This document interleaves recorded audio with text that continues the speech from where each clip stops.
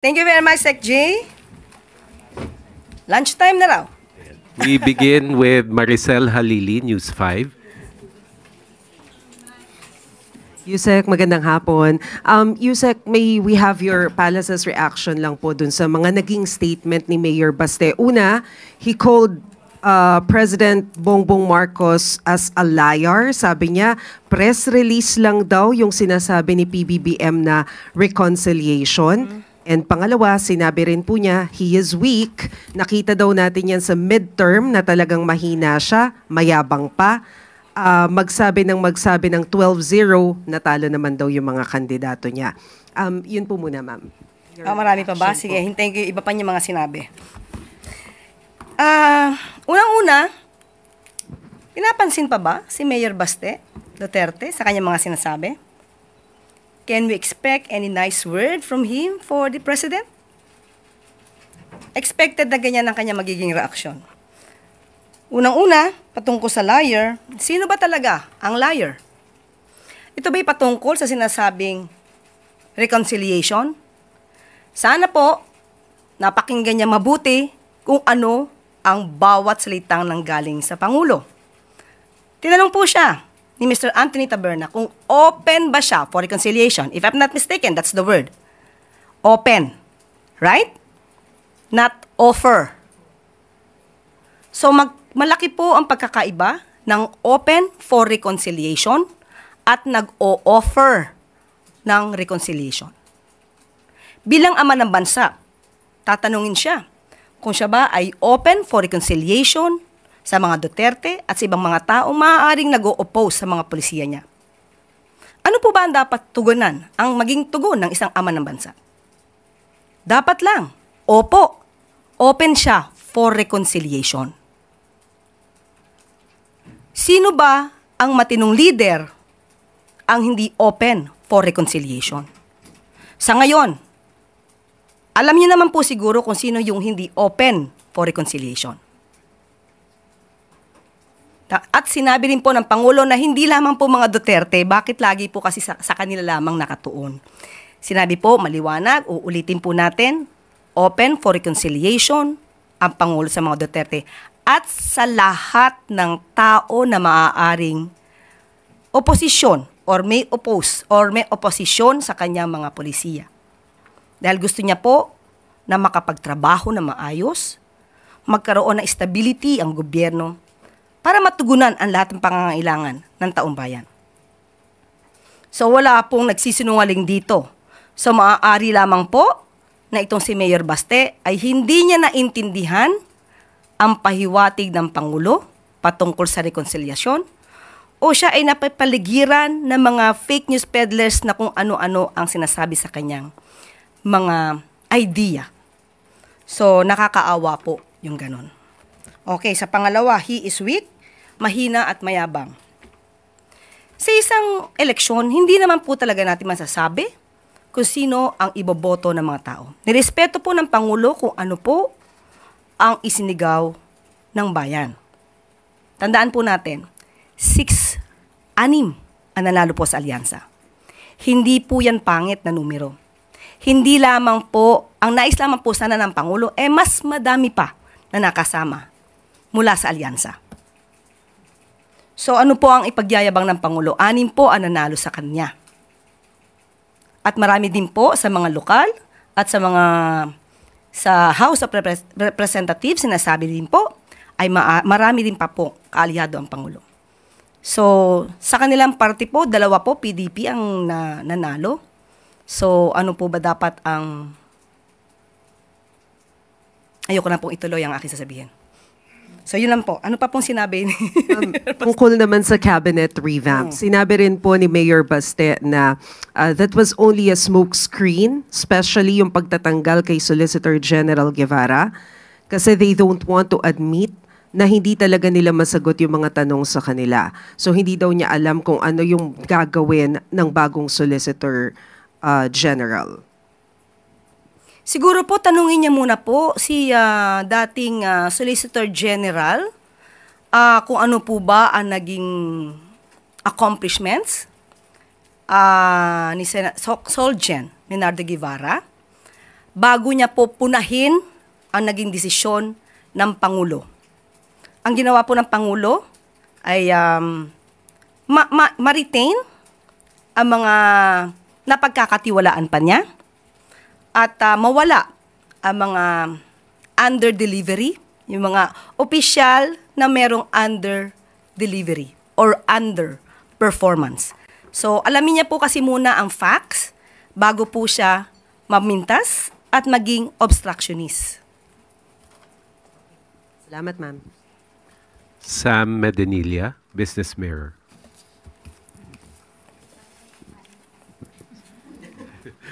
Good afternoon, ma'am. Ma'am, yung regarding lang po dun sa 1+ ni President Marcos, nung free rides during Sundays. Itatanong ko lang po kung magkano yung budget for that and kung saan po, bakit po hanggang 2028 lang yung project? Bakit hindi po siya even after the Marcos administration? Okay, unang-una sinabi din ng Pangulo, gusto ko lang itong ulitin, na sa ngayon po, ang nais ng Pangulo ay magtrabaho. Magtrabaho lang at iwasan ang pamumulitika. So, kaugnay na rin po ito sa kaninang tanong ni Ms. Maricel. Well, bakit? Bakit po nagkaroon ng ganitong klase na promo para sa family, para sa pamilya tuwing Sunday? Wala naman pong budget required for the MRT3 at LRT2. Yan din po ay ayon kay DOTR Secretary Vince Dizon. Dahil government run po ito, at karaniwan naman po pag Sunday ay hindi naman po napupuno ang LRT at MRT natin. So wala pong budget na required for this. At bakit hanggang June 2028, last Sunday ng June 2028? Dahil nais po ng Pangulo na bigyan din po ng karapatan ang susunod na administrasyon kung ano po ang nanaisin nilang programa patungkol po dito. Yan po ay respeto lang po ng Pangulo sa susunod na liderato. Thank you. Thank you po. Pia Gutierrez, ABS-CBN.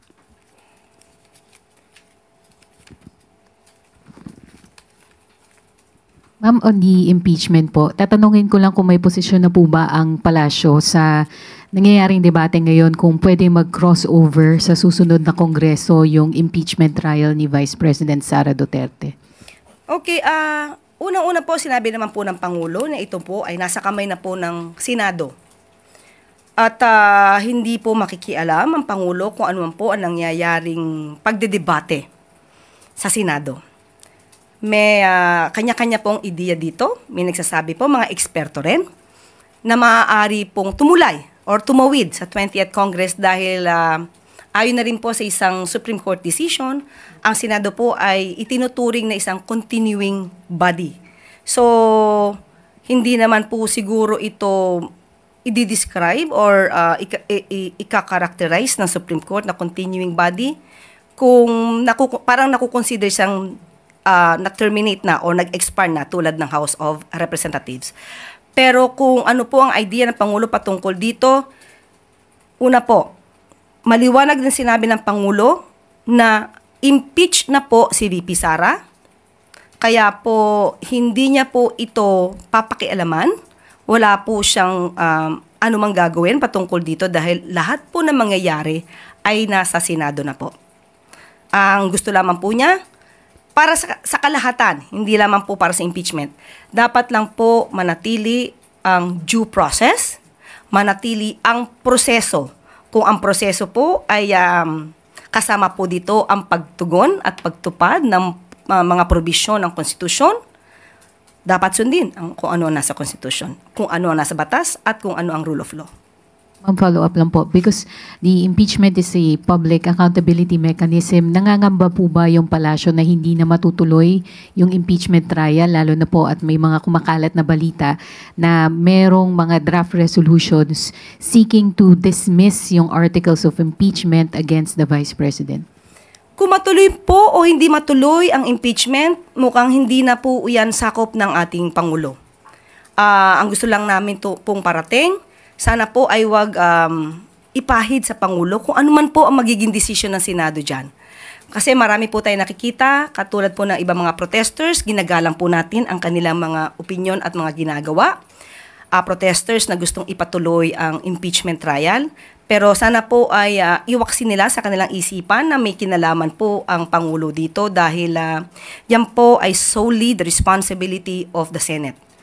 Nasa kamay na po ng Senado kung ano po ang gagawin po nila dito patungkol sa impeachment proceedings. Last two questions. Mariz Umali, GMA Integrated News.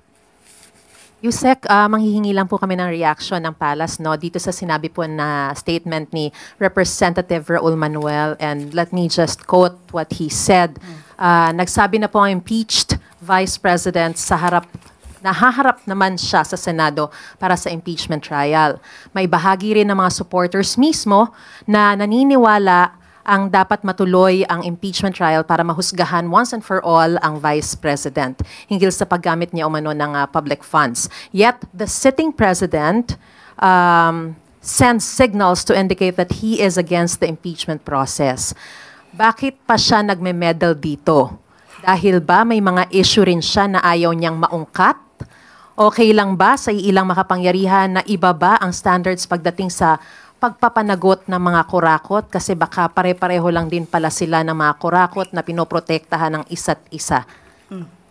Yan Okay. ang sinabi niya. We give respect to Representative Manuel, and we hope that he will also give respect to the President by not making and creating such kind of intrigues.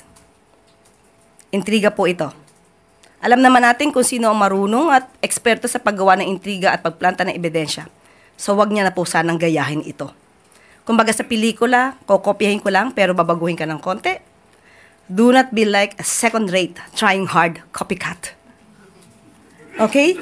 So unang-una po, mali na po ang sinabi po ni Representative Manuel nung sinabi niyang ayaw niya ng impeachment process. Ang sinasabi daw po niya na parang why is he sending signals that he is against the impeachment process. Okay. So, bakit pa siya nagme-meddle? Meron ba siyang isyong ayaw na Diba? Unang-una, wala po siyang sinabi na ayaw po niya ng impeachment process. Maliwanag po nung tinanong ito sa Kuala Lumpur, ayaw niya po ng impeachment. But the problem is, VP Sara is already impeached. So, magiging issue na lang dito, acquittal ba o conviction sa Senado. So, dapat i-correct po natin yan. Sinabi rin po ng Pangulo na let the process take its course. Proseso. So, ano pong signal ang sinasabi ni Representative Manuel na ayaw ng Pangulo sa impeachment process? Magkaiba po iyon. Maliwanag, uulitin po natin ulit. Maliwanag, ang gusto ng Pangulo, proseso, ayon sa batas, ayon sa konstitusyon. At gugustuhin po ba niya na ni Representative Manuel na lumabas na ang Pangulo ay nagdidikta sa Senado, at maipakitang isang rubber stamp lamang ang Senado? Hindi natin gugustuhin yon. At lagi naman pong sinasabi ng Senado na independent body sila. At meron tayong separation of powers. So, sa ganitong klase ng issue ng impeachment process, wag na po nating ikabit sa Pangulo dahil ito, muli, sasabihin natin, ay katungkulan ng Senado. Pero ma'am, in terms of the question kung meron ba siyang itinatagong issue na ayaw maungkat, would you care to? Kaya nga po sinabi natin, magbigay siya ng respeto sa Pangulo by not making and creating such kind of intrigues. Intriga po. Iwasan po yan, considering na siya isang mambabatas. Last question, Tuesday New, DZBB. Good morning, good afternoon na pala, ma'am. Gutom na ang bansa. Pero meron tayong pagkain. Ma'am, mismong CDOTR Secretary Vince Dizon ang nagsabi na sa ngayon hindi niya nakikitang ideal pa muna yung public transport modernization. Ano po ang posisyon ng palasyo dito? Opo, napag-usapan po yan. Nilahad po niya yan. Kung ano po ang maaari maging issues kapag ka po ngayon agad ito ipapatupad. So, kailangan po talagang i-prepare ang mga concerned na mga drivers natin, operators natin, para sa paggawa at pag-manage, pag-operate ng isang kooperatiba. Hindi po pwedeng gawa kayo ng kooperatiba and then that's it. Ihahanda po natin ang mga concerned na tao po, mga kababayan natin, patungkol po dito at kumbaga ipe-prepare sila para sa mas magandang pag-ooperate ng isang kooperatiba. Pangalawa, magkakaroon din po at pinaplano po na magkaroon pa po ng ibang suppliers, no? Manufacturers. Para po kung makakapagbigay sila ng mas mura na sasakyan or vehicle para sa ating mga operators at drivers, yun po. Pangatlo po na issue ay patungkol po sa loan. Kailangan din po na kayanin ng ating mga kababayan ang interest or yung pagbabayad sa utang. So, pati po yung mga ruta. May mga ruta po kasi naman na hindi dinadaanan ng maraming jeepneys. So, yan din po ay dapat isaayos with the LGUs. So, marami pong issues na naibigay po at nailahad si Secretary Dizon sa ating Pangulo. At yan po naman ay pinakinggan ng ating Pangulo. So sa ngayon po, ihahanda po muna lahat, pero tandaan po natin, tuloy pa rin po ang PUV Modernization Program. Ihahanda lang po natin lahat ang mga stakeholders po dito. Clarification, ma'am. So, naipaabot na kay Presidente itong concerns na ito and ano po ang response ni Presidente rito? Umayon ba siya na pansamantala wag munang ituloy at gaano katagal po na isususpend muna o paano? Sa initial na meeting po namin with the President, kasama po kasi ako kaya medyo alam ko po ang mga konting detalye dito. Yung timeline, bibigay ko na lang po siguro sa inyo at wala po akong kopya dito sa ngayon. Pero nung binanggit po ito ni Secretary Dizon kay Pangulo, positibo naman po ang response ng ating Pangulo. At ayaw naman din po niyang pahirapan ang mga operators at mga jeepney drivers natin kung ipupush po ito tapos parang pilit. So dapat po talagang aralin para po lahat po naman ay maging maayos ang takbo at pag-implement po ng programa na ito. Thank you, ma'am. Okay po? At bago tayo magtapos, meron pa rin tayong good news. Batay sa direktiba ni Pangulong Ferdinand R. Marcos Jr. na mapabuti ang sistema ng edukasyon, inaprubahan ng Department of Budget and Management ang paglikha ng 10,000 non-teaching positions sa mga pampublikong paaralan sa buong bansa.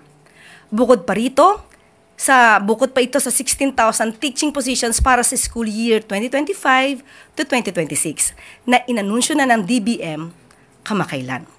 Magiging mga administrative officer 2 na may salary grade 11 ang mga kukuning kawani na ilalagay sa mga elementary, junior at senior high school. Sa paglikha ng mga posisyon na ito, mas matututukan na ng mga guro ang kanilang pagtuturo at mabibigyang pansin ang inyong mga anak dahil aalisin na sila or sa kanila ang administrative at ancillary tasks. Narito po ang video.